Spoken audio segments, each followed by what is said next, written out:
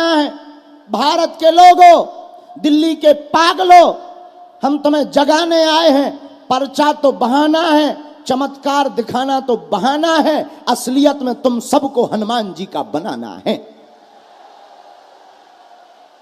हम चाहते कि तुम किसी तांत्रिक, मौलवी, मौला या किसी भी ओझा गुनिया, चाहे वो किसी भी मजहब का हो, चाहे वो किसी भी धर्म का हो, तुम ऐसे तथाकथित के चक्कर में ना पड़ो।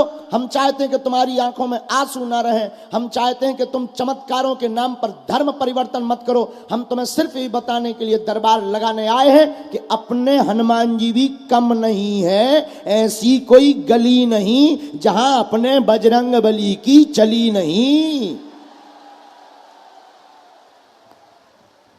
और भारत के लोगों, अगर इस बार तुम नहीं जागे तो आने वाली पीढ़ियां इसका खामियाजा भुगतेंगी।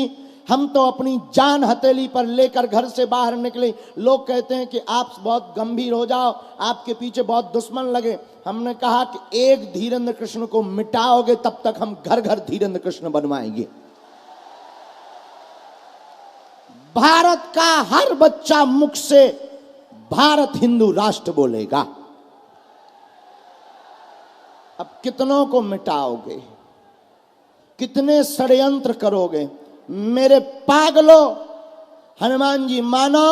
हमारा मानना है कि कलयुग में बागेश्वर हनुमान जी का दरबार लगता ही उन लोगों के मुंह पर तमाचा मारने के लिए जो कहते कि सनातन धर्म तो पाखंड है, झूठ है, इसमें कुछ नहीं। उनकी ठठरी। आओ बागेश्वर बालाजी के दरबार में बांधेंगे तुम्हारी गठरी। बोलो जय श्री राम। ये हमारा प्रताप नहीं है, ये प्रताप तो बागेश्वर हनुमान जी का है। हम तो अज्ञानी और मूर्ख हैं, आपके जैसे साधारण मानव हैं। न हम कोई भगवान है, न हम कोई महात्मा है, न हम कोई चमत्कारी आदमी है। हम तो गांव के एक छोटे से ब्राह्मण परिवार में एक छोटा सा समाज, उसमें जो भी भगवत कृपा से हमें चूरन चटनी प्राप्त हुई, उस चूरन चटनी को लेकर सिर्फ हम इसलिए जी रहे हैं, इसलिए बोल रहे हैं, इसलिए थक रहे हैं ताकि हमारे और तुम्हारे आने वाले बच्चे राम के बारे में गौरव से ताल ठोक करके बोल पावे।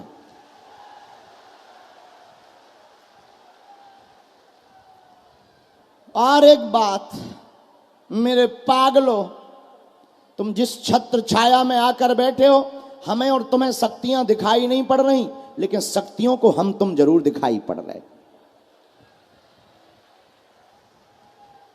और हमारे प्रिय रवि गुप्ता और उनकी ये तिनका एक सहारा की ये पूरी टीम सामने बैठी हमारी, इन्होंने जो अटूट मेहनत की कि कैसे भी करके गुरुजी आ जाएं। और एक बात बताएं, हमारी कथा या दरबार किसी के नाम के प्रचार के लिए नहीं होती है, ना हमसे इस बहाने तुम करवाना। हम तो कथा इसलिए दे देते हैं कि भाड़ में गया खर्चा करें, जे फायदा हो सबको। हाँ, हमारा तो सिद्धांत है। अब अच्छा देखो, तो जितने लोग जो ये बैठे, इन लोगों की विचारों की क्षमता तो है नहीं। अमीरों के तो लाखों गुरु होते हैं, वो दान देते हैं तो गुरुदेव आशीर्वाद देते हैं। गरीबों का कौन है? जो किराया उधार उठा कर आते हैं, मजदूरी करते हैं, उनके बागेश्वर बालाजी हैं। अब वो दरबार करवा नहीं सकते, हमें बुला नहीं सकते। बुलाने में क्योंकि टेंट लगना, साउंड लगना, एलईडी लगनी, टीवी लगनी, करें क्या बेचारे। तो हमने भी एक बहाना बना लिया। हम बड़े आदमियों से कहते हैं तुम 10 मिनट हमसे ले लियो, तुम बन जाओ वीवीआईपी और बाकी 18 घंटा हम देंगे अपने पागलों को। तो बताओ गलत है कि सही? बोलो गलत है कि सही? लेकिन तुमसे एक प्रार्थना है, हमारे नाम से, दरबार के नाम पर, धाम के नाम पर कोई दान नहीं देना है, ना आवश्यकता है, ना किसी भी मंडल को ये छूट है। तुम्हें डायरेक्ट बागेश्वर बालाजी से जुड़ना है और हमें तुमसे दान की आवश्यकता नहीं, तुम्हारे हृदय में हनुमान की आवश्यकता है। हमारे लिए तुम ही सबसे बड़ा दान हो। एक काम करो, एक समस्या का समाधान पाना है कि प्रत्येक का? जोर से बोलो यार, एक का कि प्रत्येक का? हाथ उठाओ। प्रत्येक वाले चाहते हो? जोर से बोलो। तो सुनो, पूछो क्या?